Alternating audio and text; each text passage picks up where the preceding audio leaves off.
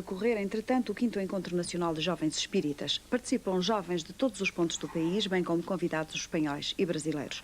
O movimento espírita conta já, segundo os organizadores do encontro, com 40 associações em todo o país. Nascer, morrer, renascer ainda e progredir sempre, tal é a lei do Espiritismo. Um movimento que, segundo o Círculo Cultural da Juventude Espírita Meimei, organizador do encontro, tem já alguns milhares de seguidores. Os espíritas editam jornais, o do Porto, por exemplo, denominado Espiriótica, é apoiado pelo FAOJ e dispõem de diversos programas de rádio. Durante os 2 dias do encontro foram discutidos temas da atualidade, como a droga, a sida, o tabaco e a homossexualidade, bem como questões doutrinárias como a reencarnação, as penas e os gozos. O jovem espírita naturalmente define-se pela sua coerência com o espiritismo, o mais possível, que é uma doutrina filosófica de consequências morais e, aliás, foi codificada por Allan Kardec. Só há um espiritismo, não há espiritismos, é importante que se diga. E o que é que fundamentalmente define o espiritismo? O espiritismo, portanto, defende pontos estruturais como a continuidade da vida após a morte, a existência de Deus, as vidas sucessivas, chamada reencarnação, a pluralidade dos mundos habitados e outros que tais, não é? Qual é o papel da dor, digamos assim, do sofrimento na filosofia espírita? O sofrimento é criado pelo homem e naturalmente faz parte do aprendizado. Não é um castigo, não é um pagamento. É um processo natural de crescimento interior e que surge e deve ser evitado na medida em que conhecemos as leis naturais. Mais o evitaremos, não é? Médicos do Norte. Conhecer o centro e a vos conhecer. O nosso irmão Luís, a nossa irmã Carla. São eles os orientadores do centro e dos nossos trabalhos. António, temos falado muito nesta casa. Fotografias dos dois autores, tanto de António e do Cláudio Oliveira, que são dois concorrentes, enfim. E o Rui Cruz está aqui assim, sabe-se lá com que sacrifícios. Não conseguiu trazer os quadros dele, mas não há problema. Nós temos aí um Super 8, segundo Encontro Nacional de Jovens Espíritas, que vai poder projetar alguns. Ora bom, lá ao fundo também é preciso dizer, temos pintura espírita, não é? Pintura mediúnica. Lá ao fundo, portanto, aquele quadro lilás, lá foi feito com os pés num prazo médio, durante uma média de tempo de 4 minutos, o Luís Gaspareto. E depois vamos à pintura, uma vez que a pintura antecedeu a fotografia, não tem problema. Bom, o Cláudio de Oliveira está aqui assim, não é espírita? Não sou. E não estranhou, portanto, não colocou problemas em expor num centro espírita? Não tem problema nenhum. Isso não... Porquê? Que ideia tem assim de espiritismo, aliás, quando falaram disso? Bem, tenho uma noção muito vaga, mas que não pertenço a nenhum centro nem nada. Mas tenho uma noção. Em todo o caso, o que é que acha da fotografia? Porquê é que fotografa já agora?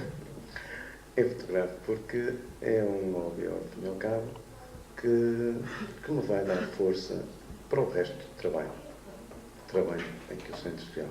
Mas procura comunicar alguma ideia, o que é que procura, portanto, comunicar ao fotografar? Procuro... Desculpe, não pretende comunicar nada, pode ser o caso. Exato, não é a comunicação ao fim e ao cabo, mas sim um estado de espírito que eu quero reter, digamos, aos meus olhos. E, portanto, por isso é que eu procuro uns bonitos quadros, umas bonitas imagens, para que isso me fique para o futuro. E nós tínhamos falado inclusive sobre isso, para colocar umas legendas e uns pensamentos rápidos que ajudassem, enfim, era uma interpretação, digamos, deste movimento dos quadros. Não havia algum problema nisso? Não, aliás, essas pequenas indicações que têm nos quadros, digamos, é uma definição. Ora bem, não é diretamente o assunto que é, mas é aquilo como eu vejo. Temos alguns pensamentos, se assim se possa chamar, que poderão traduzir o contrário daquilo que nós queremos, não é? E quanto ao Zé António, eu sei que o Zé António gosta pouco de falar, gosta mais de olhar e gostar, mas em todo o caso, portanto, o Zé António diz ali no folhetozinho que está lá, que começou pela cor, não é? E em fotografia, e agora deteve-se no preto e branco. Porquê? Bom, em primeiro lugar, eu devo dizer que comecei pela cor, como podia ter começado pelo preto e branco, ou pelo sem cor, propriamente dito. Eu comecei na fotografia sem querer, depois de um desejo, enfim, amoroso, tive a necessidade de me dedicar a um tipo de atividade que me parece que é normal nestes casos, o chamado ocupar de tempo, e fui parar sem querer à fotografia. Frequentei um mini curso, um curso livre na Cooperativa IADME, onde tive a sorte de conhecer hoje um grande amigo meu, que por acaso é o operador de vídeo nas circunstâncias, que me ensinou os rudimentos e, enfim, aqueles pormenores de quem nunca viu nada, nunca viu uma fotografia, nunca viu uma máquina, nada. As coisas evoluíram, parece-me que a sensibilidade já cá estava, depois foi fácil, foi aliar uma coisa à outra e, enfim, o preto e branco continua a ser, em termos fotográficos, a arte, o máximo, em termos finais, só isso. Portanto, mas fotografas porque gostas, é lógico, não é? Só faço isso nos olhos é porque gosta. Pelos mesmos motivos, claro, de Oliveira. Sim, naturalmente, e acho que a definição é muito fácil. Olha-se, gosta-se, é bonito. Tudo mais é explicações complicadas. Está certo. Então, já agora vamos passar ali sim à projeção de uns slides que vão... Liga aí atrás, o projetor. De uns slides que são do Fernando Reis. Fernando Reis que também é nos tempos livres, que desengata as coisas. E que, portanto, foi, aliás, o que ninguém desenhou aqui o painel e os crachás do quinto eixo, não é? Fernando, quanto à fotografia, tu... Poderão surgir situações em que ela surge, como disse ali o José António, que se olha, se vê, e às vezes as explicações são demasiado complicadas para, enfim, para serem... João primeiro. Aqui foi até depois. Isto é engraçado porque, de algum modo, pode-nos... Quer dizer, enfim, por uma percepção visual de determinado tipo, não é? Possivelmente estava vendo neste dia, não era, Fernando? Penso que sim, mas não reparem nesse mal, reparei aquilo que ele mostrou. Se calhar as ondas eram lufus. Mas portanto, como uma coisa assim visualmente pode ser definida, perfeitamente concreta, mas mediante as percepções pode se tornar assim difusa e confusa. Enfim, são coisas. Isto aqui assim é uma puxada de zoom, não é? Sim, também foi durante um espetáculo e apanhei aquilo. Tentei experimentar aquilo que se ouviu. O que é uma zoom? Uma zoom é uma objetiva favoriada. E mais concretamente, que as pessoas não percebem. É uma objetiva que se trabalha, mas... Pode ser assim, então. É que a máquina de filmar também tem. Bom, e que mais? Isto aqui são os gêmeos, não é? É, qualquer coisa como isso. São dois barcos que sugeriram um gênio. Não puseste no espelho a seguir ao barco, pois não? Lá está. Bom, e mais? Isto aqui assim, tu gostas de pintar também, já se está a ver, não é? Sim, claro.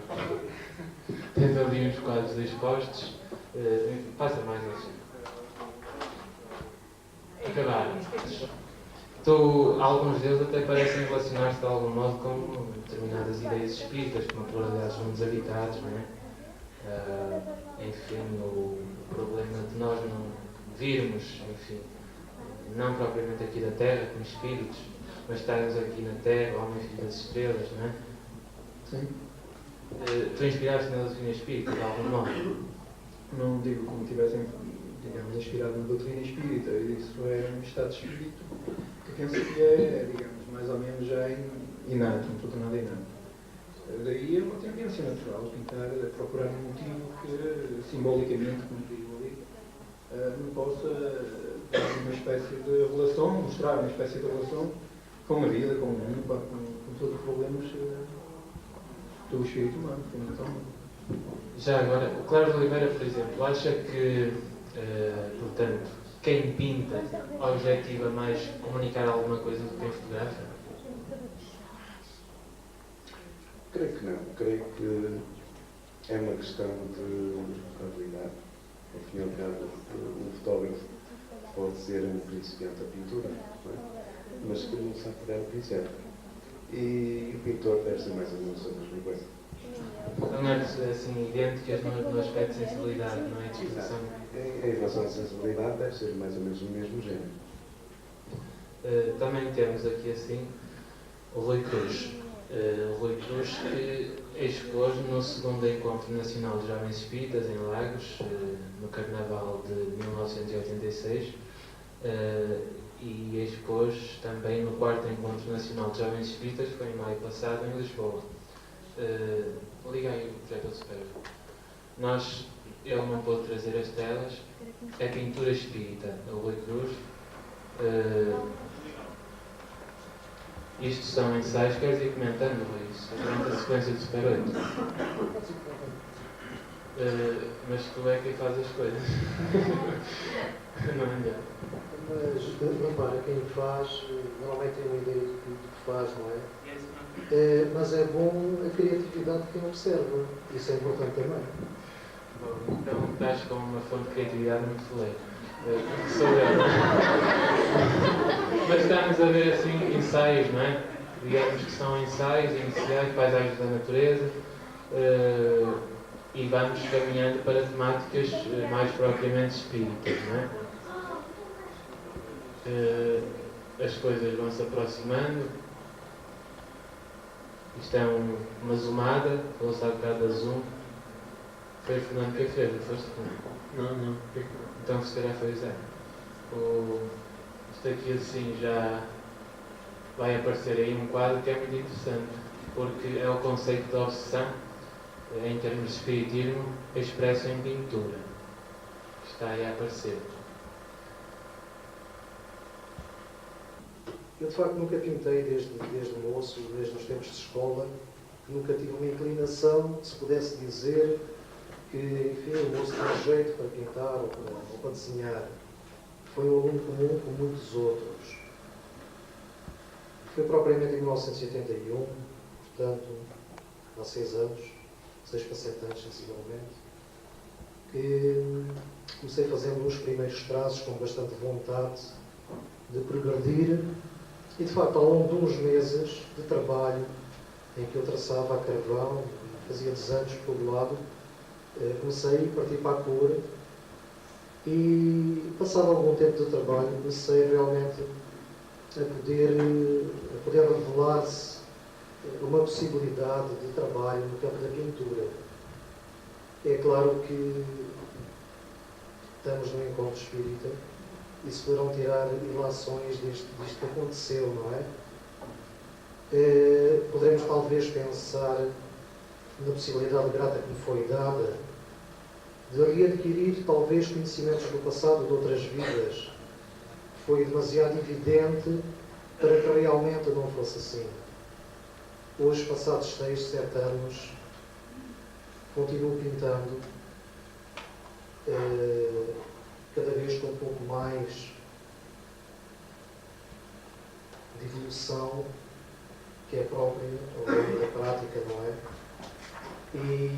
Mas é evidente em mim, quando as pessoas realmente me perguntam, porque é normal as pessoas perguntarem, mas pintas há muito tempo, eu realmente faço questão de dizer, não, eu só pinto realmente desde 81, porque antes não sabia pintar de facto, não é?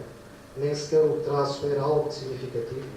Eram aqueles traços comuns com uma certa infantilidade que todos nós temos, não é?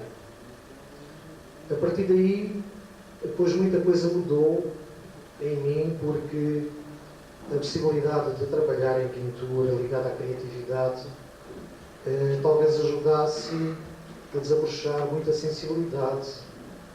Sensibilidade é essa que eu agora gostaria de dizer 2 palavras sobre isto. Quando eu há bocado disse ao Jorge que não, porque tu também tens criatividade a comentar. É que, de facto, ao longo de muito deste tempo que vai passando, costumo encontrar pessoas que, quando veem os meus quadros, dizem assim: pois eu também tenho pena de não saber pintar, porque eu também gosto de pintura e gostava de saber pintar, mas eu não sei, não pinto. Ora bem, eu penso que é importante os 2 aspectos. Primeiro, aquele aspecto realmente em que eu tenho possibilidades de criar e transpor para uma tela, mas bem mais importante é todos aqueles que, não tendo essa possibilidade, têm uma possibilidade grata dentro de todos nós, porque nós, ao vermos, ao observarmos, podemos ser criativos, podemos dar aso a uma expansão dentro de nós que nos ajuda ao nosso equilíbrio espiritual, porque é bom transpormos essa barreira, ao observarmos com olhos de ver tudo aquilo que nos rodeia, na natureza, no dia-a-dia, numa exposição de fotografia, numa exposição de pintura, em todos os aspectos ligados à arte, todo aquele que assiste pode estar invisiblemente ligado a ela, porque está ligado verdadeiramente à natureza e à sua verdadeira essência de ser espiritual, que é eterno e que está aqui para evoluir.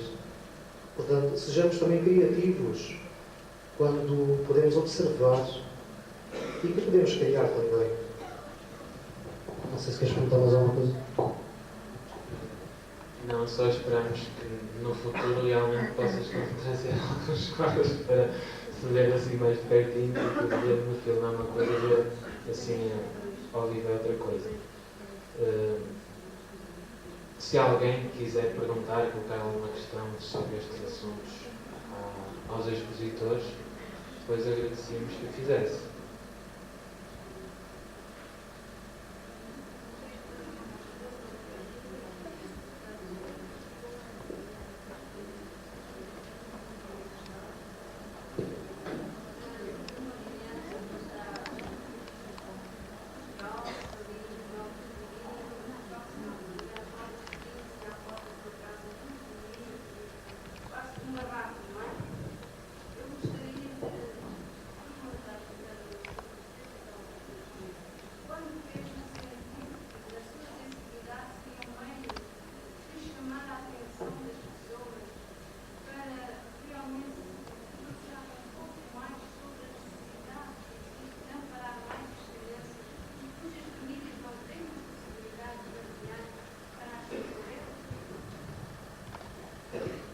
Para ser muito franco, não.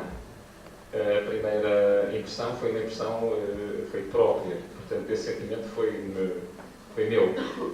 Posteriormente é que, após várias exposições que fiz, mais propriamente concurso fotográfico a nível nacional, acabou por ser reparado no coletivo e essa tal mensagem que eu não vi, só a vi para mim, quer dizer, sem pensamentos posteriores, acabou por ser dada e aquela pessoa que está ali já percorreu realmente bastantes pontos do país e creio que essa é a mensagem que ficou.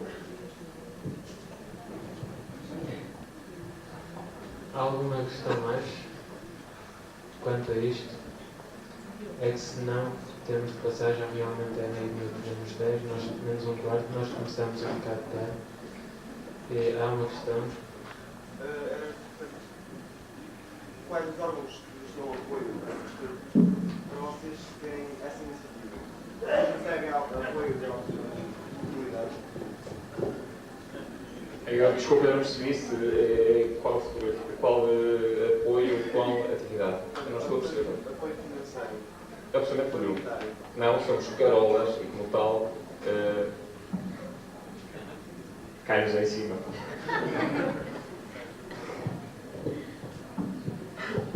Que a pergunta é pertinente, a fotografia é caríssima. Então, no caso das modificações, a cor e tal, e mesmo a preto e branco. Por isso, talvez, é que não haja muitos fotógrafos a fazer fotografias deste género. E é bem. Realmente. É a concorrência. Dá.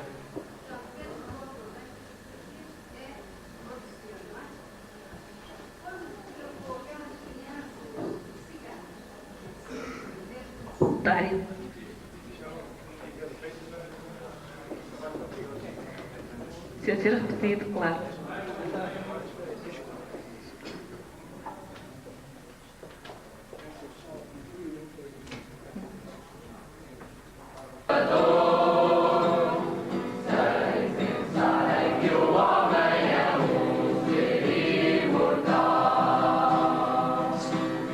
Tão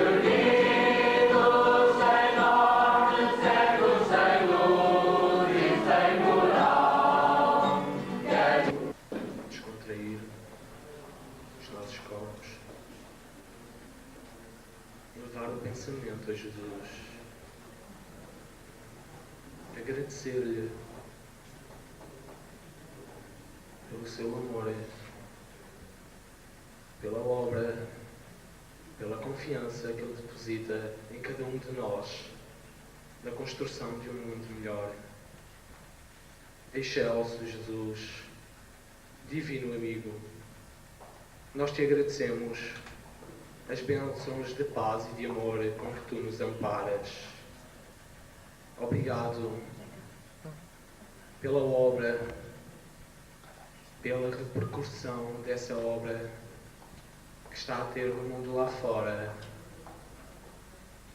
e ajuda-nos a sermos fortes, corajosos, perseverantes no trabalho que tu nos confias, Senhor. Te pedimos por mais um dia que começa, te pedimos que nos ajudes a ser melhor que no dia anterior, e que em ti confiamos. Que assim seja.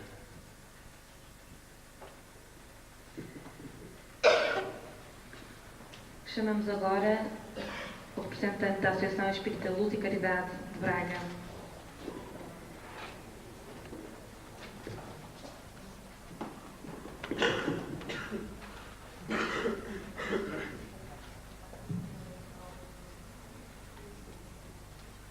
Ora, bom dia a todos. Para qualquer questão ou qualquer chega que achemos aqui oportuno esclarecer ou mesmo aprofundar, isso será realmente o ideal.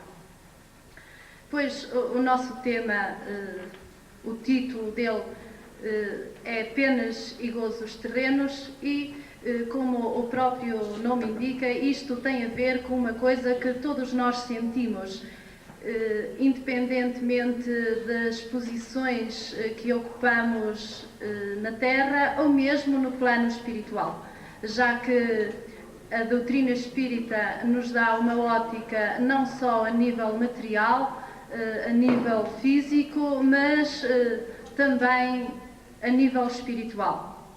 E embora aqui nós tratemos mais especificamente no nosso trabalho as penas e gozos terrenos, teremos mesmo assim de conjugá-los com as penas e gozos terrenos também a nível espiritual. Bom, e direi só que as penas e gozos terrenos têm a ver muito, como dizia há pouco, com aquilo que nós sentimos, isto é, o conceito de felicidade e de infelicidade, que tem a ver com o bem e com o mal. E felicidade e infelicidade, aquilo que todos nós procuramos, e muitas vezes por caminhos bem diferentes uns dos outros, dependendo fundamentalmente do grau evolutivo que cada um de nós já conseguiu atingir, e aí sim nós vamos encontrar formas de realização pessoal talvez bastante dispares, bastante diferentes. Aqui convém nós analisarmos sob o ponto de vista da ótica espírita, e seria fundamentalmente acerca disso que o nosso possível diálogo aqui deveria frisar. Bom, e eu para já não vou dizer mais nada, gostaria que a partir de agora tecêssemos, na medida do possível, um diálogo franco e aberto, se é que o nosso tema suscita mesmo isso.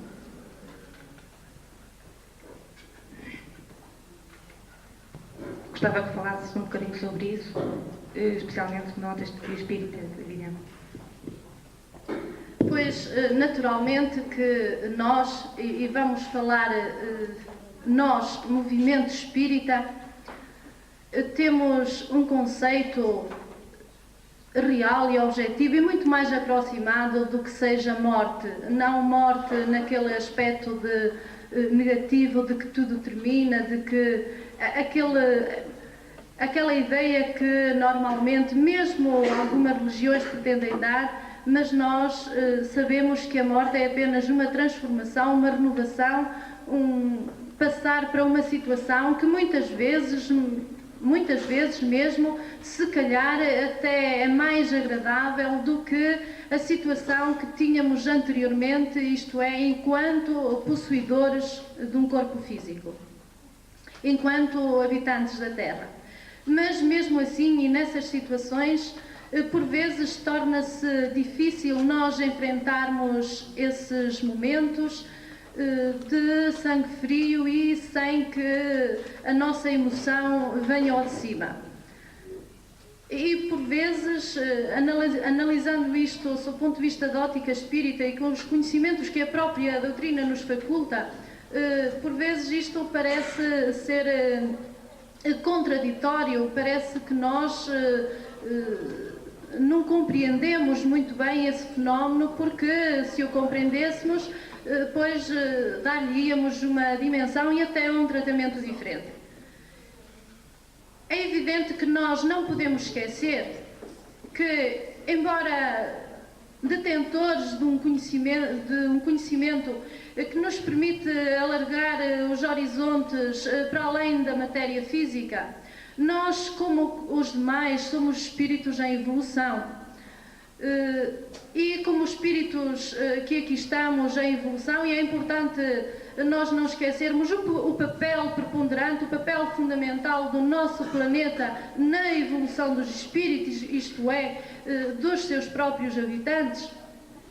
Nesse ponto, convém então nós não esquecermos que, como espíritos em evolução, temos ainda muitas coisas a ultrapassar, e uma delas é essa.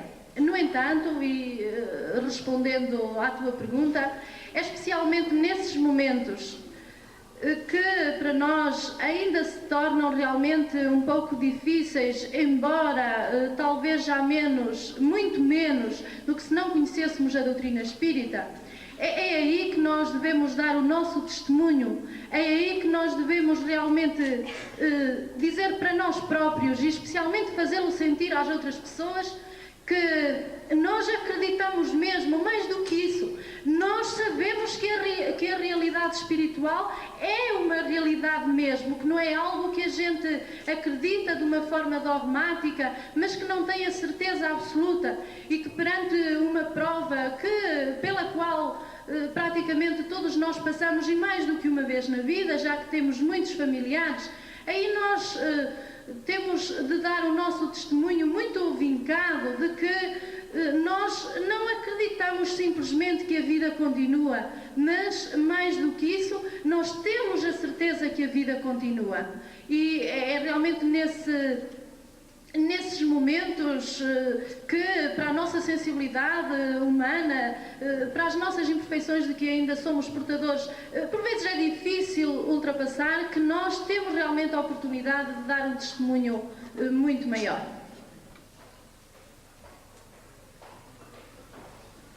Mais perguntas? Força, Rui.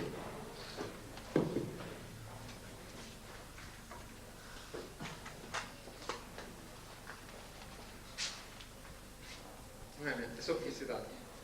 Nós sabemos, portanto, já aqui foi dito várias vezes, que o planeta Terra é ainda um mundo de provação e expiação, e daí, entre outros, a dor e o sofrimento têm sido companheiros milenares do homem no seu estágio evolutivo, não é? Se eu queria que respondesse ao seguinte: dado que a dor e o sofrimento têm sido uma constante e continuam ainda a ser, é possível ser-se feliz, tendo vários graus de felicidade na Terra? Ora bem, segundo nos diz a própria doutrina, eu não queria de forma alguma expor aqui aspectos pessoais que podem distorcer, não é?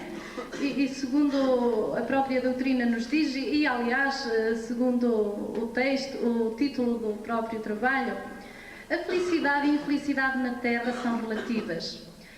São relativas porque também é muito relativo, muito rudimentar o grau de adiantamento do próprio planeta e, consequentemente, obrigatoriamente, as pessoas que o habitam, porque tudo tem de estar obrigatoriamente conjugado. Mas ainda assim há parâmetros completamente não direi, mas muito diferentes. Poderemos dizer que a felicidade, o conceito de felicidade abrange um leque muitíssimo grande que talvez nós nem sequer saberemos onde começa e onde termina. Bom, e porque essa pergunta é realmente muito interessante, eu gostaria de dizer que a felicidade é algo que se conquista especialmente através da nossa dimensão espiritual. E isto tem sim um pouco a ver com a parte ética do espiritismo, mas não exclusivamente, porque sabemos que os três aspectos fundamentais do espiritismo estão intimamente ligados, e nós só poderemos dar uma dimensão verdadeiramente real e objetiva à parte ética, por exemplo, que é o culminar, vamos lá, das duas outras, que é a científica e a filosófica. E então, em relação a isso, dizemos que o conceito de felicidade depende de pessoa para pessoa, porque cada pessoa é ela própria, independentemente das pessoas que a circundam. Ela tem a sua própria evolução. Ninguém caminha por nós, cada um de nós é que caminha, auxiliado, é evidente, por pessoas, inclusivamente a misericórdia do nosso Pai, através de muitas vezes de ações de espíritos superiores que nos ajudam, todos nós sabemos disso, mas a grande cota parte da responsabilidade sabemos que nos cabe a nós.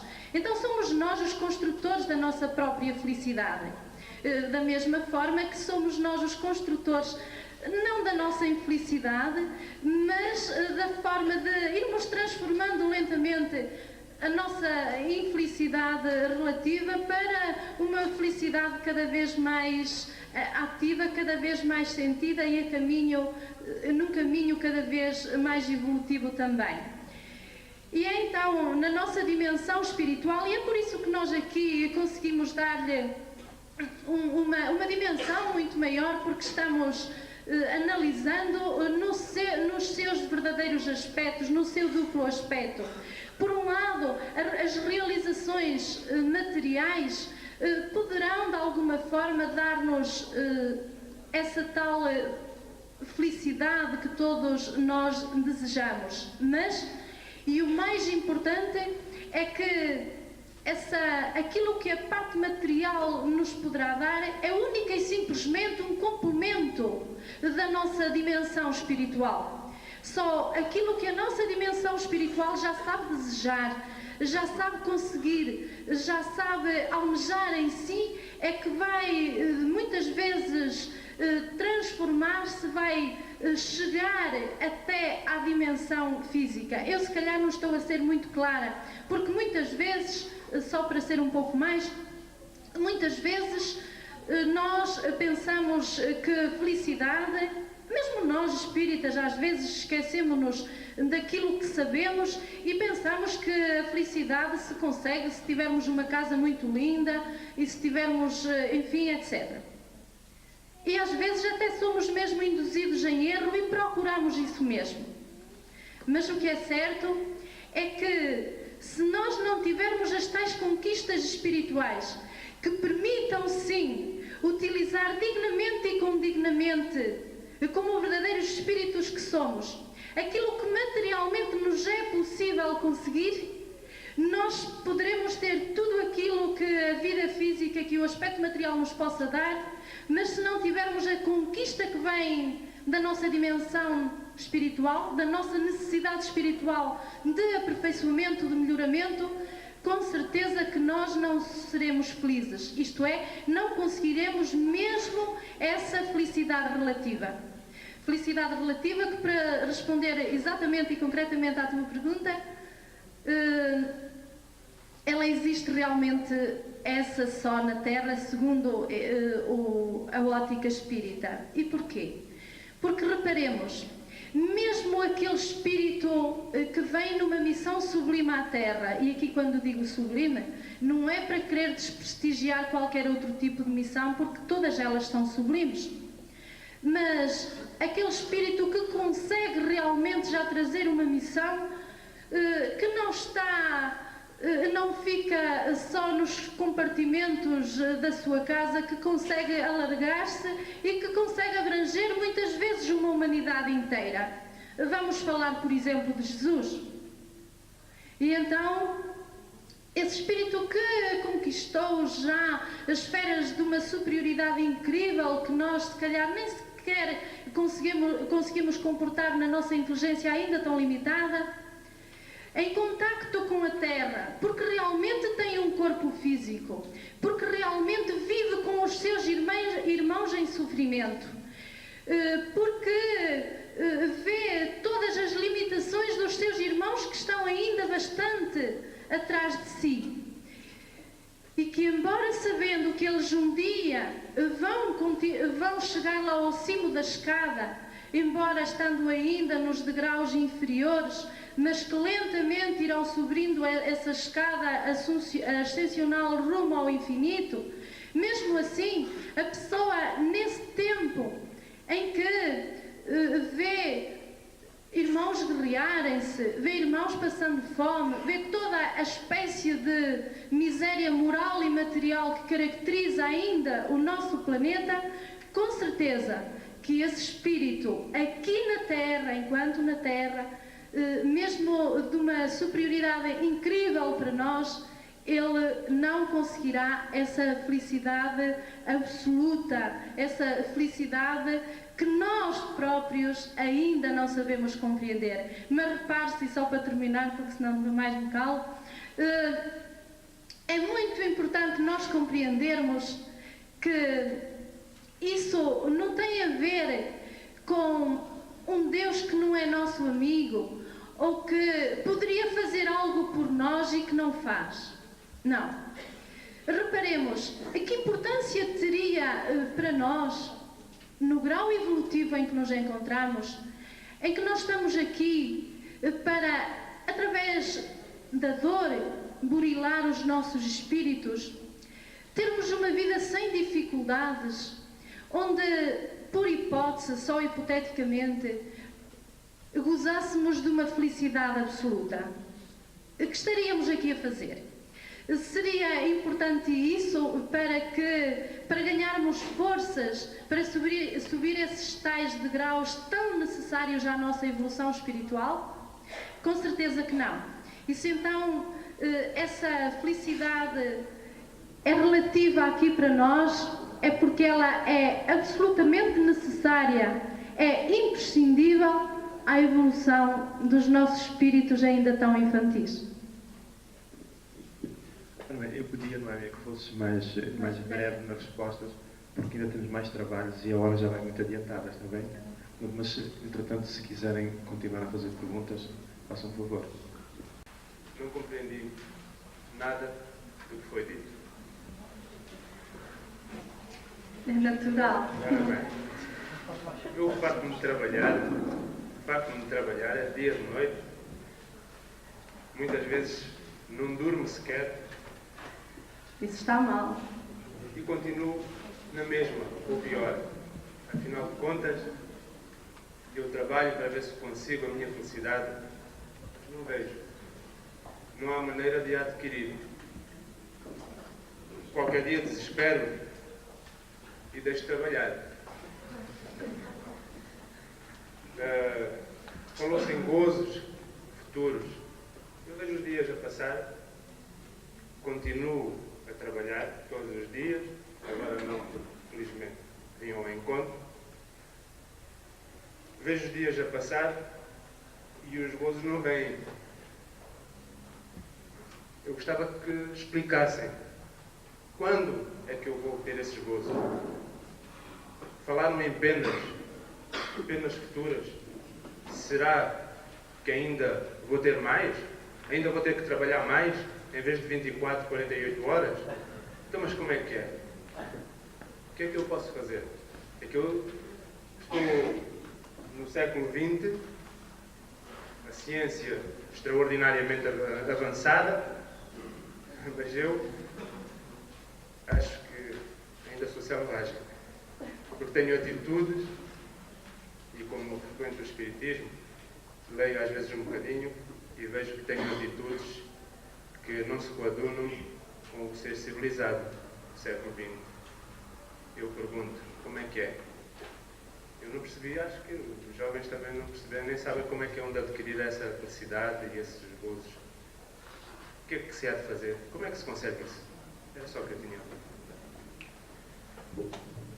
Eu tenho de ser mesmo muito breve, mas vou dizer uma coisa que é muito importante. Claro que eu compreendi perfeitamente o Helder, ele levantou questões aqui muito interessantes. Eu penso que um dos grandes problemas nossos espíritas também, é analisarmos a vida num aspecto muito acanhado. Às vezes analisamos-la só em função daquele momento, às vezes é mesmo só um momento, um minuto, ou quê? E queremos compreender essa situação que estamos vivendo, muitas vezes difícil, dura, dramática, sem, mesmo nessas alturas, utilizarmos os nossos conhecimentos e dar-lhe uma dimensão mais ampla. Olhar para trás o mais possível, para trás do nosso inconsciente, é evidente, e olhar lá para a frente, a gente imaginar que está a olhar para uma coisa que nunca mais tem fim. Então nós analisamos a vida de uma forma acanhada, como se nos sentíssemos dentro de 4 paredes e o mundo fosse esse única e exclusivamente. E é por isso que muitas vezes desanimamos e é por isso que muitas vezes não compreendemos as situações que se passam connosco. Quem nos dera a nós que todo o homem pudesse analisar a vida na dimensão que nós, nas proporções que nós temos obrigação de analisar. Nós teremos de analisá-la nunca em função ao momento que está a passar-se, porque esse só serve para ponto de reflexão e muito mais do que isso, serve para que analisemos, para que ponderemos sobre aquilo que vai ser o nosso futuro em relação, e isso sim, à forma como nós encaminharmos, como nós vivermos esse momento que nesse momento tanto nos preocupa. Então, nunca devemos esquecer que a nossa evolução não está a acontecer nesse momento, mas que já começou há muito e muito tempo atrás, que nós até já nem nos lembramos. E que se calhar esse momento, e isso é que convém nós analisarmos, é uma das situações que está nesse momento a refletir-se, motivado por questões que já vêm de muito tempo atrás. Em conclusão, cada um de nós, em cada segundo que passa, é o construtor da sua própria felicidade. E aí, então, vai depender da forma como vivenciamos a nossa vida, da forma como nós vivemos os nossos segundos de todas as 24 horas por dia no trabalho ou não, que nós estamos a construir, aí vamos realmente encontrar a solução, é aí que nós construímos realmente a nossa felicidade futura. Eu, a esse propósito, gostava de dizer 2 coisinhas. Ainda ontem se referiu aqui e se falou do Evangelho. E não há dúvida nenhuma que Jesus não se esqueceu de lá colocar, isto é, da sua missão, colocar ao nosso dispor ensinamentos que nos são muito úteis. E uma vez mais, ele colocou no Evangelho também a resposta para esta pergunta. Quando, uma vez a conversar com uma multidão, se levantou uma pessoa para o experimentar e perguntou-lhe: mas fala de felicidade, como é que eu estou a alcançar o céu? Como é que eu hei de alcançar o céu? porque ele atrás tinha falado do amar ao próximo como a nós mesmos. Então ele conta a história de um homem que ia em viagem a cavalo e a meio do caminho ele foi atacado por uns ladrões. Maltratado, deixaram-no à beira do caminho. Passou um padre,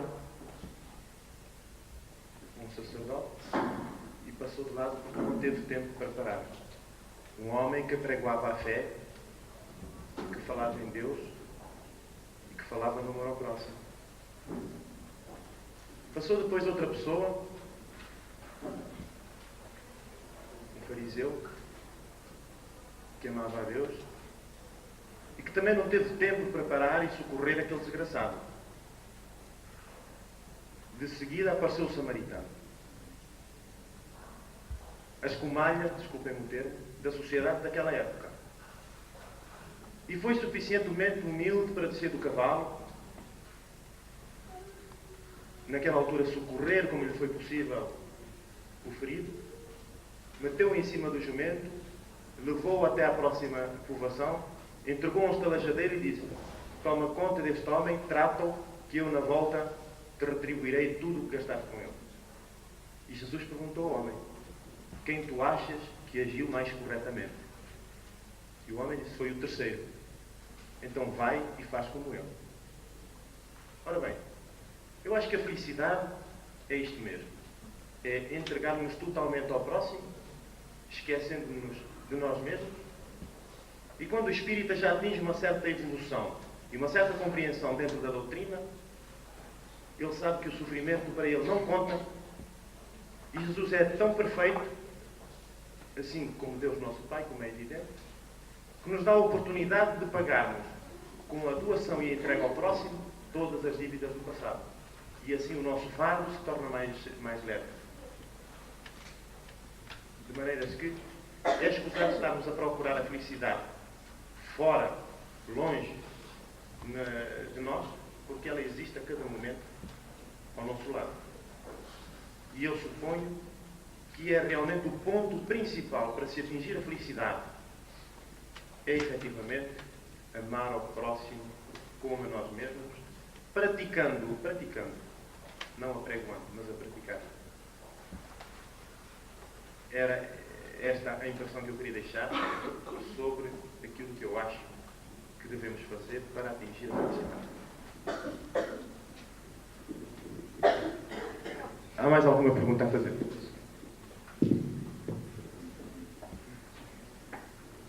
Nós, através do estudo do teu trabalho, ficamos com uma dúvida na página 2, sobre em que diz que há males que não dependem da maneira de agir. Nós queríamos perguntar se não achas que nesta vida os males que nos atingem são sempre reflexos da nossa conduta, da nossa maneira de agir nesta vida ou noutra. Olha, desculpa, mas não percebi muito bem a tua dúvida. Portanto, tu dizes no teu trabalho que há males que não dependem da nossa maneira de agir. Eu queria te perguntar a ver se, portanto, os nossos males que a gente tem que faz, se não vêm do reflexo da nossa conduta. Ok, já percebi. Ora bem, eu penso que o que está consignado aqui neste pensamento é precisamente uma das coisas que nós aqui já referimos. Um espírito em missão. Jesus Cristo, por exemplo, ele teve realmente uma vida muito dura, analisada no nosso ponto de vista, não é? No ponto de vista humano. Então foi um mal, não é? Como é que nós poderemos compreender isso? Foi motivado pela sua forma de agir, isto é, foi devido à sua inferioridade que isso aconteceu? Ou foi para, através disso, dar um ensinamento maior a toda a humanidade? É um ponto de reflexão, para não me alongar. Mais perguntas? Noémia, queres dizer alguma coisa mais à Assembleia? Pronto, então vamos passar ao ponto seguinte, que vai ser apresentado pela Comunhão Espírita Cristã de Rio Tinto, e o tema é intitulado Perdão. E Comunhão Espírita Cristã de Rio Tinto irá apresentar o tema do perdão.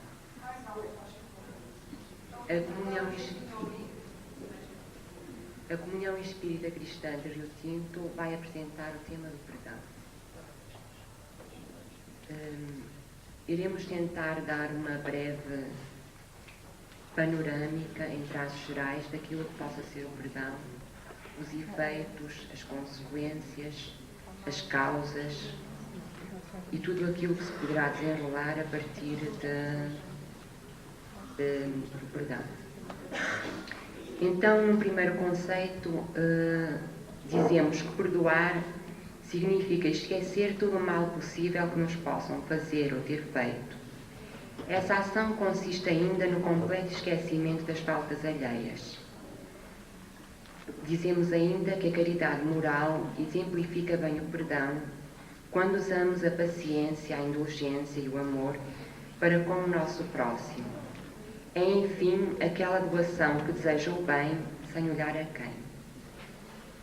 Seguidamente temos a via do perdão, todo o caminho que se percorre para chegarmos ao perdão.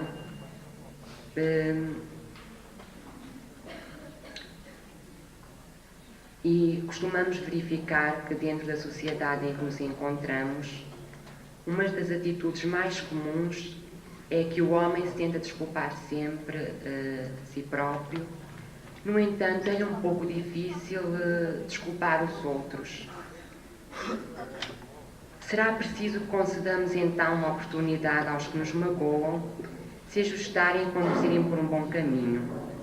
Essa possibilidade será o nosso esquecimento do mal diante do mal feito. Senão, como pedir que nos perdoem quando não sabemos perdoar? Na verdade, somos um pouco limitados e, por isso mesmo, há de seguir o caminho da tolerância, ter consciência do mal que ainda habita em nós e não reparar nesse mal apenas personificado nos demais. Em suma, sejamos justos em relação à humanidade e a nós próprios. E não tenhamos receio em perdoar.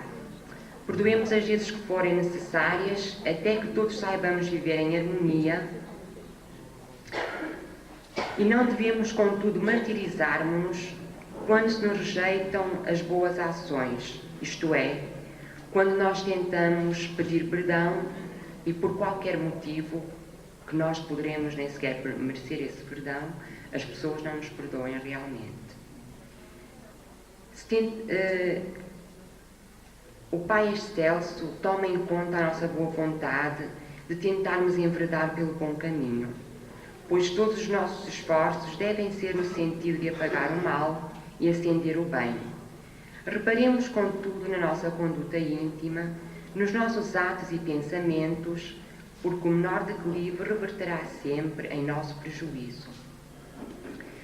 É importante realçar as duas formas que existem de perdoar.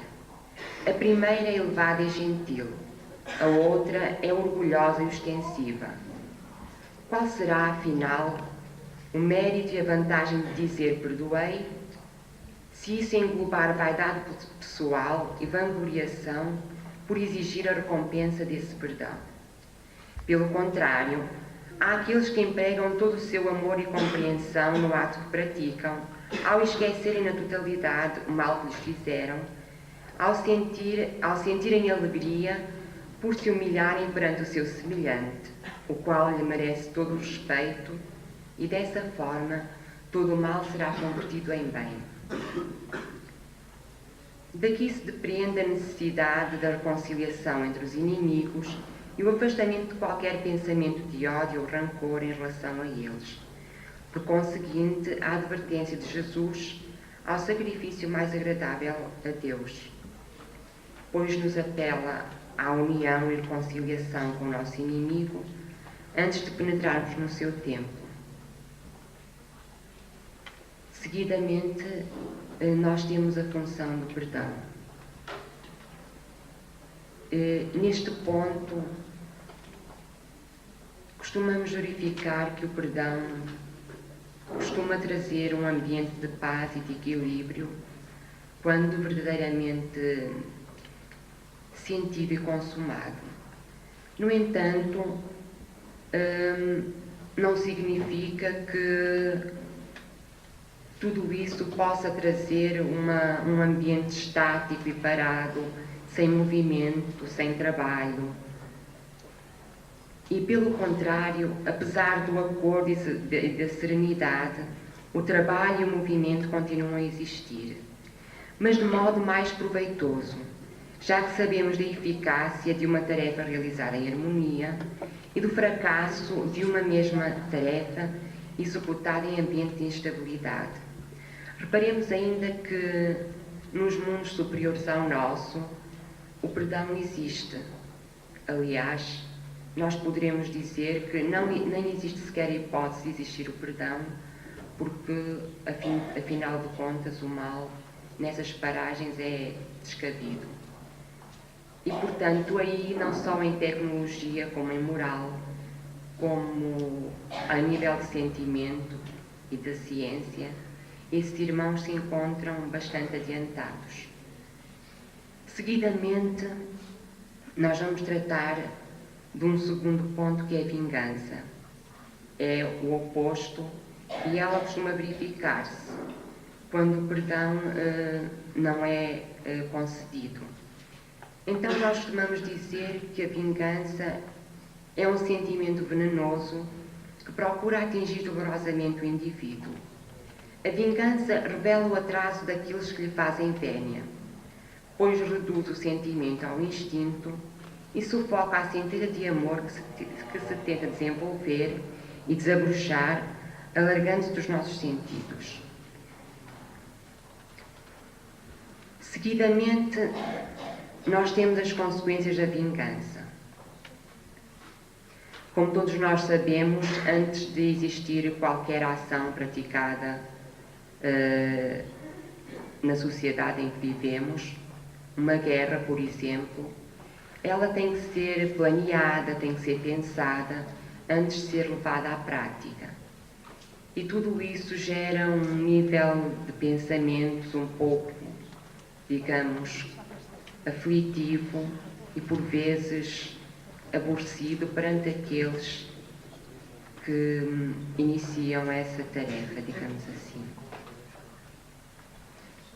Então, a ideia de guerrear pode trazer aborrecimento, ansiedade, impaciência ao ser presente.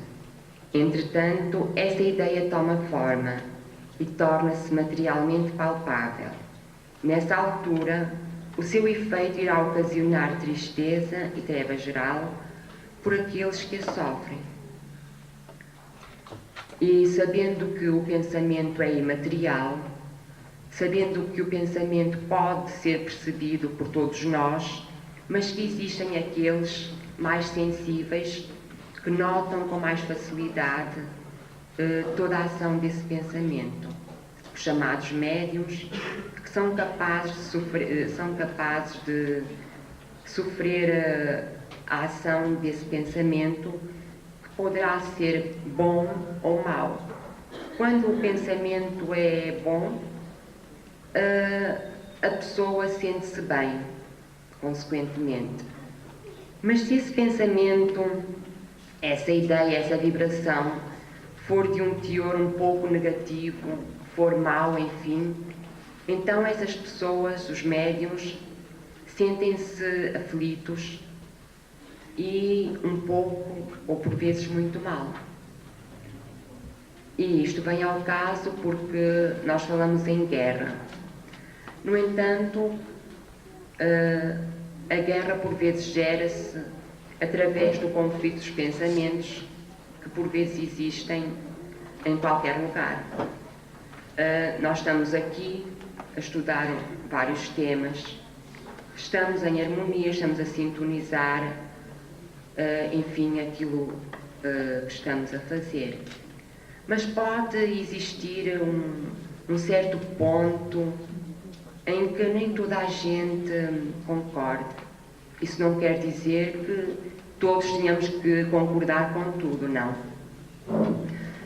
Podem existir divergências, mas é o diálogo, a compreensão que realmente fazem com que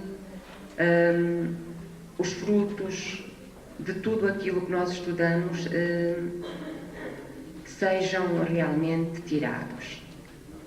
Mas acontece que, por vezes, quando existem opiniões divergentes, nós nem sempre compreendemos, nem sempre tentamos ver o lado bom ou mau, analisar não só nós próprios, como a parte melhor dos outros.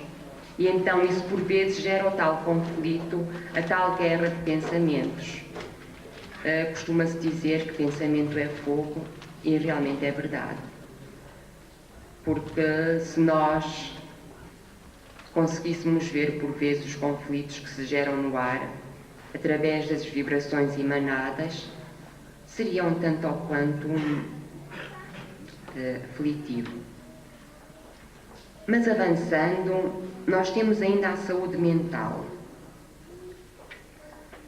Sabemos que o cérebro é o principal condutor de todo o organismo.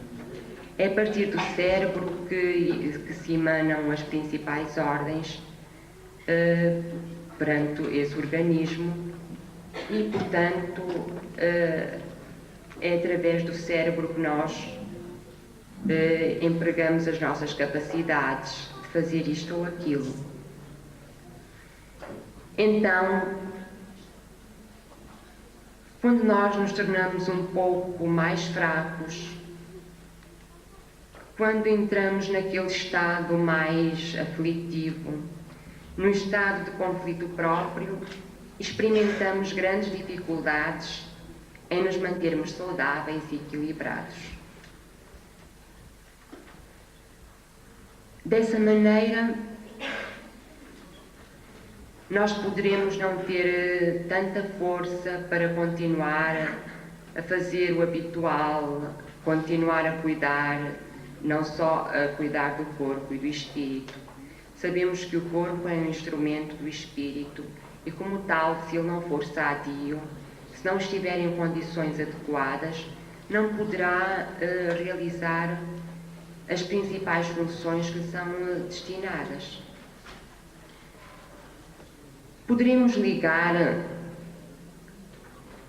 o cérebro, a saúde, a uma parte bastante importante que é a obsessão. Geralmente,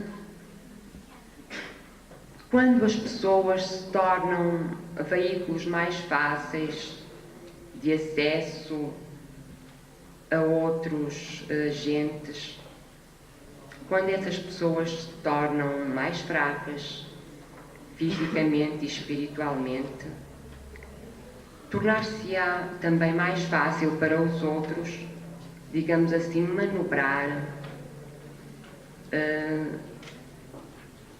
a nossa vontade e o nosso agir. Então aí nós falamos da obsessão. Na obsessão existe a subjugação.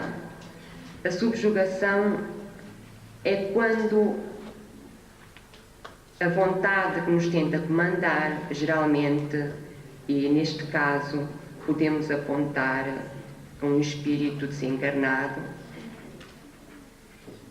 ele poderá realmente tentar subjugar a nossa vontade, manipular as nossas ações, e quando nós atingimos um grau de grande dificuldade de controle dessa ação, atingimos a possessão. Ora bem, na possessão nós praticamente que não temos acesso a nós próprios. Deixamos que, enfim, outras forças superiores à nossa fizessem o que quisessem de nós.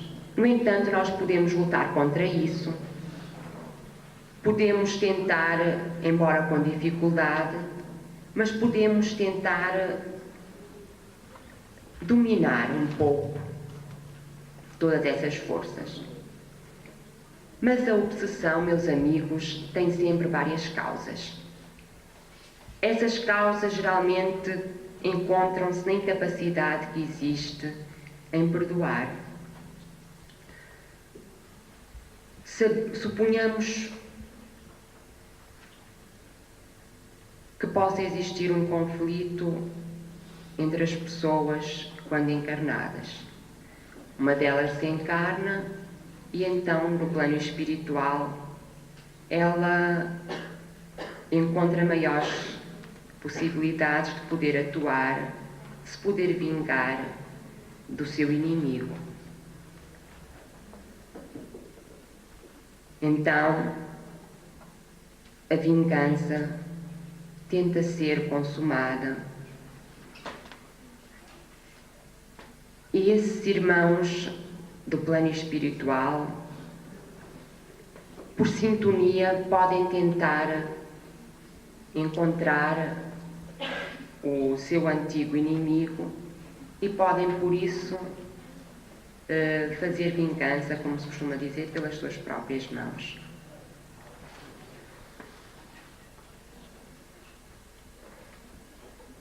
O nosso trabalho termina aqui. Na sua parte primeira, temos uma segunda parte em que tentamos ilustrar melhor o perdão, contando uma história que geralmente pertence ao nosso dia-a-dia, em que todos nós vivemos e é habitual. Trata-se do caso de uma jovem, de vários jovens, aliás, que em certa altura da sua vida, com planos realizados, com planos já um pouco concretizados, se veem um pouco aflitos e um pouco, digamos assim, desprendidos e magoados. Falando concretamente, trata-se de uma Catarina, de um André e de um Gaspar. Ora bem, a Catarina e o André, em certa altura das suas vidas, eram noivos, tentavam realizar tudo aquilo que dentro das suas possibilidades poderiam fazer. Só que chega a certa altura em que surge uma pessoa e, enfim, o André afasta-se da Catarina e de tudo isso surge uma criança. Catarina encontra-se bastante magoada, bastante perdida no meio de tudo aquilo e tenta reagir. André, sabendo que afinal que no meio de tudo aquilo ela era uma grande amiga dele, era uma pessoa com quem ele poderia contar, pede à Liliana, que foi outra pessoa que surgiu, para entregar a criança, porque sabia, estava consciente de que não teria possibilidades de educar uma criança, que não teria possibilidades de lhe conceder tudo aquilo que ela precisaria para se desenvolver no mundo em que se começava a encontrar. Catarina vê-se, como já foi atrás referido, vê-se perdida, vê-se angustiada, sente-se trocada, enfim, todos aqueles conflitos que se derivam dessas situações. Mas ela tentou reagir e olhou para a criança que estava à sua frente e disse: bom, afinal, eu não estou tão mal assim. Tenho aqui uma criança que poderei tentar educar, tenho um teto que me abriga e, afinal de contas, eu não sou melhor do que os outros e já poderia ter feito muito pior do que aquilo que me estão a fazer agora. Por isso vou tentar viver, não me vou esconder e, enfim, vou tentar caminhar e procurar na vida aquilo que realmente deve existir sempre: a paz, a harmonia e tudo aquilo que é habitual. Nessa luta, nesse dia-a-dia, surge Gaspar. uma pessoa amiga da família, uma pessoa por quem Catarina, enfim, se começou a interessar e deixou que os acontecimentos se desenrolassem, porque afinal ela não se poderia tentar esconder egoisticamente, e sim procurar dar aquilo que melhor existiria dela a favor não só da criança, como de toda a humanidade e todos aqueles que a cercavam. Gaspar foi estupendo nessa tarefa.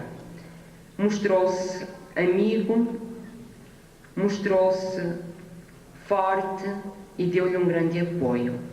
Catarina também se viu bastante circundada, bastante apoiada pela família e pelos amigos. Ela começou a tentar mudar e mudou até. Tentou caminhar até que chegou uma altura em que ela estava depurada. Ela tinha-se libertado através da criança, através de todo o trabalho que começou a construir a favor da sua filha e a favor de todos aqueles que a rodeavam.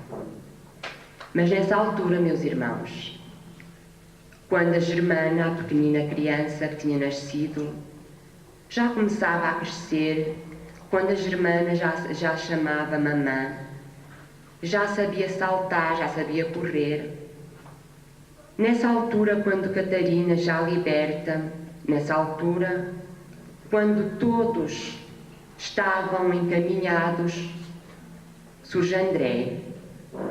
André surge também um pouco modificado, surge arrependido, surge cansado, surge desolado. Bom, Catarina sentiu-se um pouco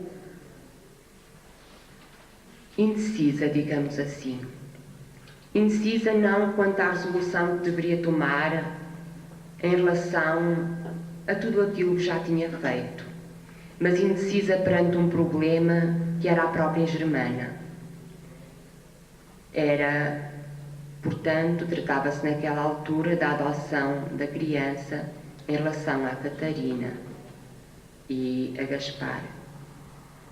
Porque, afinal de contas, ela era uma criança que, se não tivesse acontecido realmente ter ficado no lar anteriormente, teria sido levado para uma creche. No entanto, com o decorrer do tempo, Gaspar e Catarina tentaram adotar a criança e, enfim, tornar legal a sua situação. Nesta altura, com o aparecimento de André, Catarina sente-se um pouco perturbada, porque, enfim, foram coisas que aconteceram, mas ela não se sente por nada magoada, nem coisa que se possa parecer. André e Gaspar têm uma longa conversa e, como velhos amigos que eram, e embora notando um pouco a situação que se estava a dar, compreendem que é a altura de darem um passo em frente. E então Gaspar compreendeu, desde a primeira altura em que André se chega, que realmente Catarina tem um grande trabalho, assim como André, em relação a eles próprios, em relação àquilo que estavam a viver e que deveriam, portanto, continuar a dar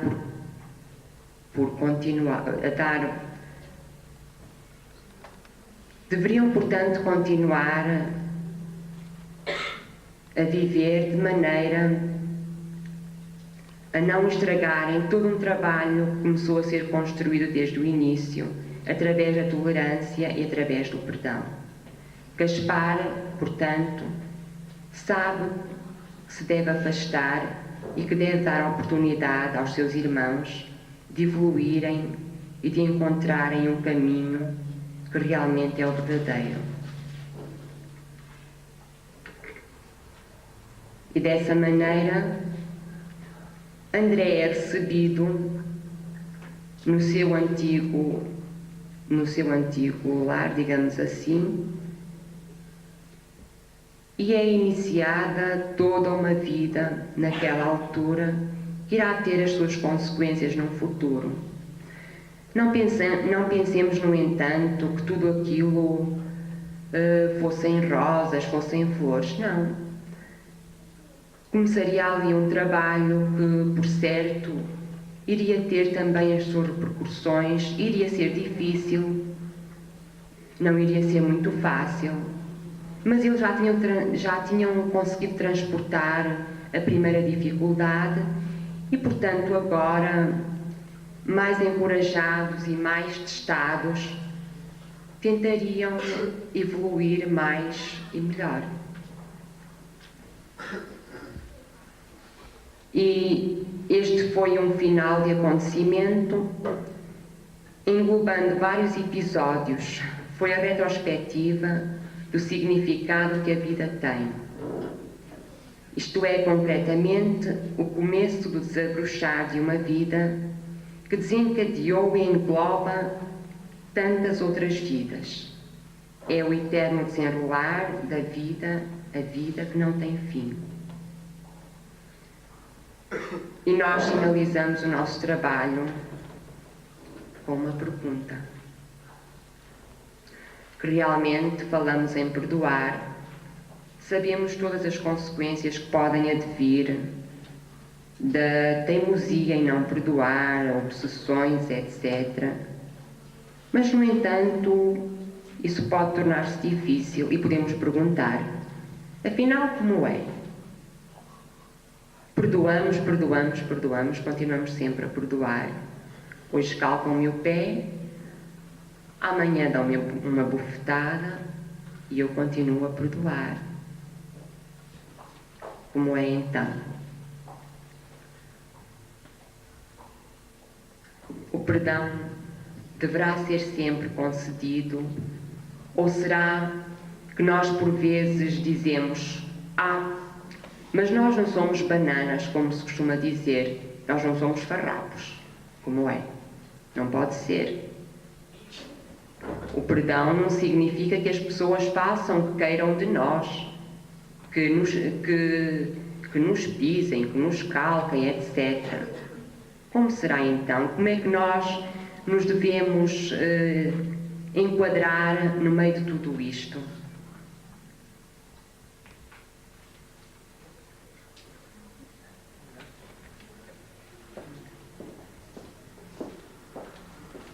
Olha, começaste o teu trabalho por dizer que perdoar é esquecer. Eu não sei se interpretei bem, mas esse esquecer eu acho que está um pouco exacerbado, porque se nós relacionarmos com o mal físico, por exemplo, se fizermos uma ferida num braço, se nos cortarmos ou queimarmos, nós sentimos dor, talvez desespero, desânimo naquele momento, mas acabamos por esquecer aquilo e não sentimos mais a dor. No entanto, fica sempre uma cicatriz, não sei como é que explicar, fica sempre algo, pois uma marca. Nós não sentimos a dor, nem a repugnância. Não sei se interpretei bem esse esquecer, se não.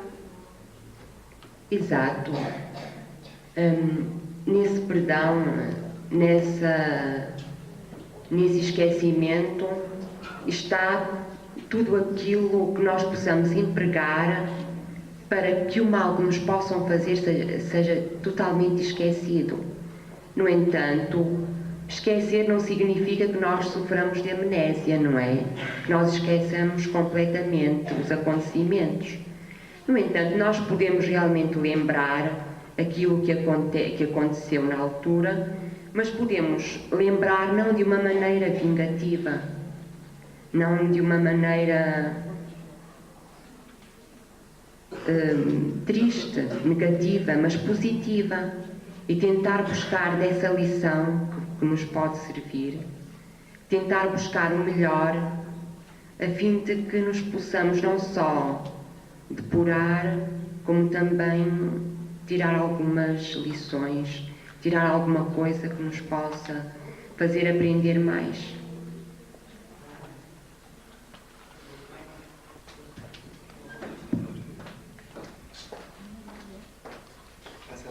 Faça a tua pergunta.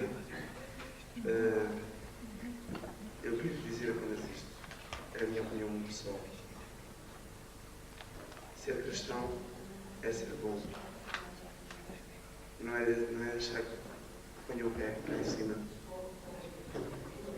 Acho que todas as pessoas têm uma vontade própria, têm um brilho de viver. Que se chegar alguém e quiser pôr o pé em cima e acabar, às vezes cortam-nos as pernas e deixam de sentir. Ser cristão é ser bom. Eu também não me canso de ser bom, assim como nós todas as pessoas estão aqui nesta sala, ninguém se cansa de ser bom. Mas há que saber ser bom, porque eu, sinceramente, quando alguém me faz alguma, eu tento compreender se conhecer a pessoa. Se eu não conhecer a pessoa não é bem olho por olho, dente por dente. Eu sei que, segundo o Evangelho de São João,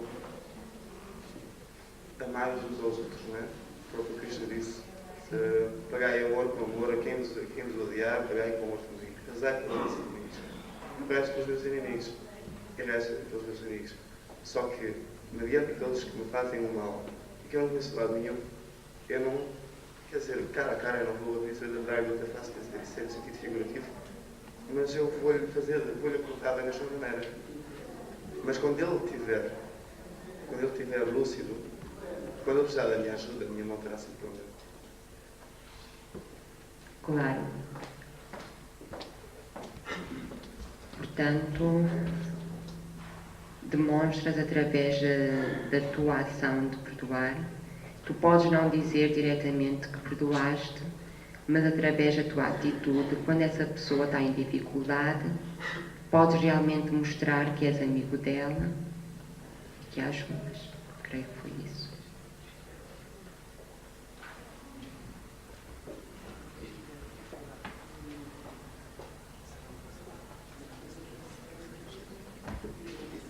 Já me esqueci do teu nome, peço desculpa. Lola. Lola? Sim. Lola.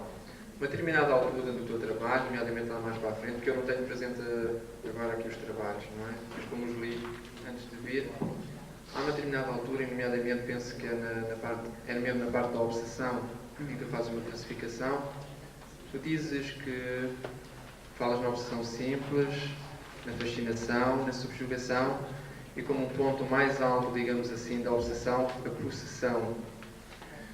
E segundo eu tenho presente, pelo menos para mim, para os meus conhecimentos, Kardec fala-nos nessa classificação da obsessão, ou nos diferentes graus em que ela se manifesta, que a possessão não é mais nem menos do que a subjugação.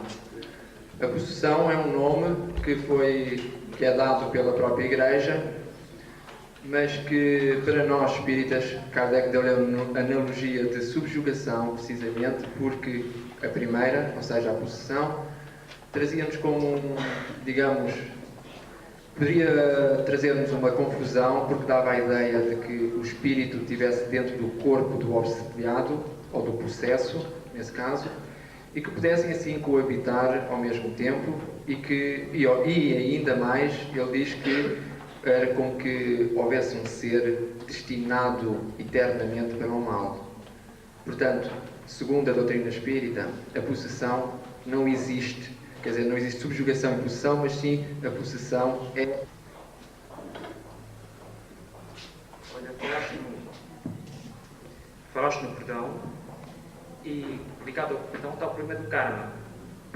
Agora eu queria saber se karma e perdão são compatíveis, ou seja, se o facto do karma ser uma lei infalível, portanto, se essa infalibilidade, como é que ela se vai coadunar com o perdão?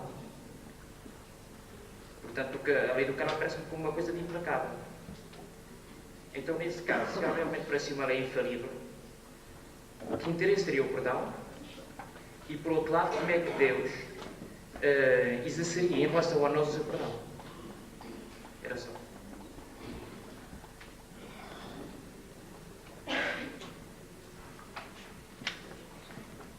Bom, eu não sei se entendi bem a pergunta, mas o karma poderá estar, portanto, ligado a tudo aquilo que a pessoa terá que resgatar nesta vida, não é? Bom, nessa altura, esse karma poderá ser atenuado através realmente do perdão.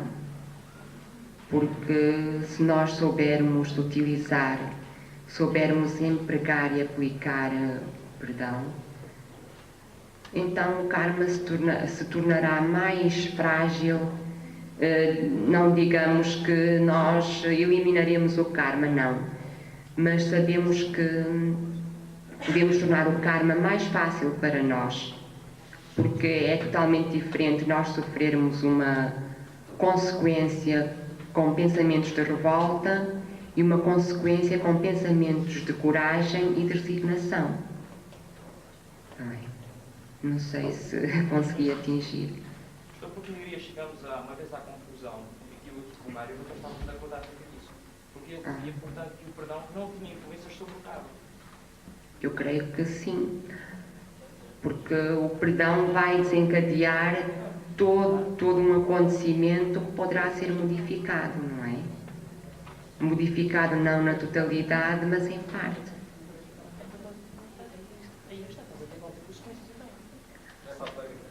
Olha, eu só queria dizer 2 palavras. O karma realmente pode ser alterado, porque a doutrina assim diz. Pode ser alterado, isto é, pode ser aliviado.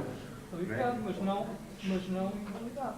Não, invalidado não, mas aliviado, não é? Porque afinal de contas, Deus seria injusto se um filho seu, na terra, a resgatar as suas dívidas e cumprindo à risca, ou tentando cumprir o mais possível com aquilo que está prescrito na lei, não lhe desse a devida compensação.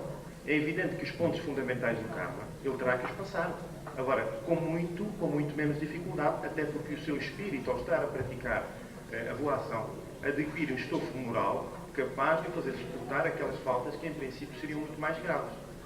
E há aqui um fator importante, que é o perdão associado à caridade. Paulo falou-nos de que é fácil fazermos caridade, dar roupa aos pobres, sopa, socorrer os doentes, tudo isso. Mas é muito difícil a nossa transformação interior. E então ela é o perdão, é o amor ao próximo, é os bons pensamentos, é a resignação, é a tolerância. Tudo isso faz parte da caridade. Ora bem, e nós sabemos, porque Jesus nos disse, que a caridade é a principal mola para a evolução do espírito. Portanto, logo, estou eu convencido de que o karma será reduzido ou aliviado conforme a nossa ação durante a reencarnação. Estará, portanto, de acordo com a nossa ação. O alívio do karma será, portanto, em relação à nossa Sem ação. dúvida nenhuma, como se poderá agravar também. Pois, então, nesse caso, podíamos, digamos, teoricamente, pelo menos, chegar à extinção do karma ou não? Não, porque eu acho que há coisas que a pessoa tem que pagar, tem que saldar. E são pontos fundamentais da sua, como é que eu ia dizer, do seu programa, do seu karma. Eles não podem ser alterados. Agora, a forma de encarar o problema e de os aceitar e de os saber passar, isso já é diferente. É como eu disse há pouco, isso já depende da evolução do espírito que adquiriu com a sua ação.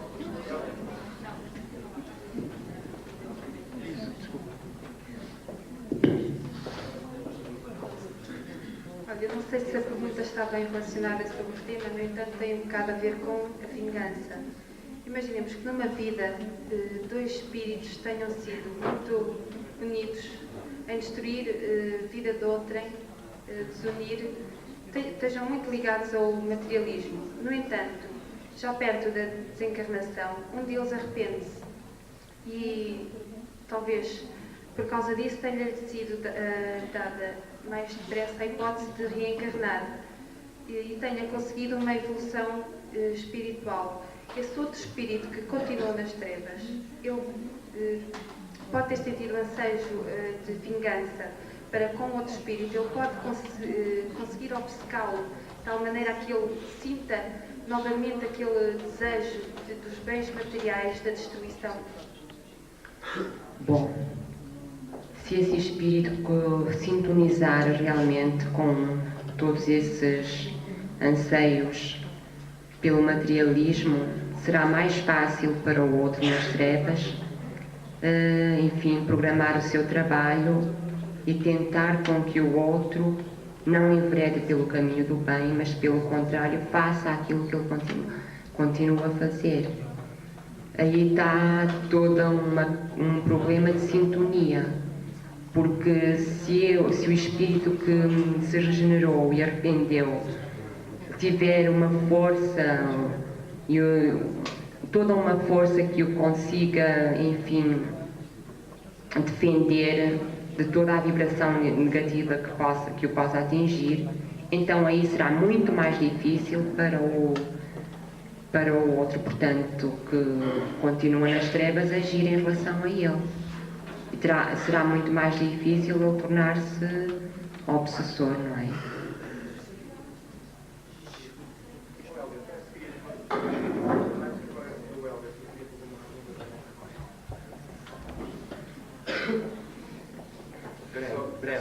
É só uma historinha para responder ali àquele irmão. Havia um trabalhador numa fábrica chamado António, trabalhador também num centro espírita. Era muito dedicado à associação, era um indivíduo extremamente bondoso, que dava todo o seu tempo de lazer aos outros, e o seu ordenado era para auxiliar, em grande parte, a todos quantos necessitassem. Uma ocasião, no seu trabalho, ele descuidou-se e foi ferido numa mão. Ele foi levado para o hospital, foi suturado, portanto o médico conseguiu repor os nervos no lugar, ficou com baixa e todos os seus colegas perguntavam-se: então, como é que pode ser um espírito, um homem tão bondoso, ter sofrido um castigo desses? Então, onde é que está o Deus que ele tanto apregoa? Enfim, o António também ficou um pouco desanimado e desiludido. Foi para a reunião habitual e o mentor perguntou-lhe: então, António, por que é que te sentes desanimado? O António, cabisbaixo, não respondeu. E ele perguntou: tu não te recordas, como é evidente, mas tu prometeste um dia resgatar os erros cometidos e pelo reencarno comprometias-te a ficar sem um braço. E pelo trabalho que desenvolveste, Deus permitiu que ficasses com o braço, embora tenhas ficado sem 2 dedos, para te recordares do que fizeste no passado, em que mandaste pôr o braço de um escravo teu numa mola. Por conseguinte, isto serve só para elucidar que o karma pode ser aliviado dependendo aí, como é evidente, da nossa vontade, não é? Portanto, era só para responder. Eu acho que foi muito importante o teu depoimento, Ela, porque realmente a prática vai nos ensinando aquilo que aprendemos nos livros da doutrina espírita. Rui, eu vou-te dar a palavra, mas antes vou fazer este comunicado. Eu soube agora, chegou-me aqui à mesa, que diz assim: no noticiário das 13 horas vai dar a reportagem do 5º encontro do ENGE. Não querem ir ao restaurante? Portanto, temos que acabar os trabalhos, a ver se vamos... Diz? Ora bem, não sei, não, mas é que nós temos o debate. Eu queria que te referisses mais propriamente, ou pelo menos mais claramente, em relação aos benefícios imediatos, as vantagens que se retiram do benefício de perdão que concedemos presentemente e futuramente. Porque nós sabemos, nomeadamente, a questão do perdão é visto por muitos como uma fraqueza, não é? É uma falta à nossa própria dignidade humana,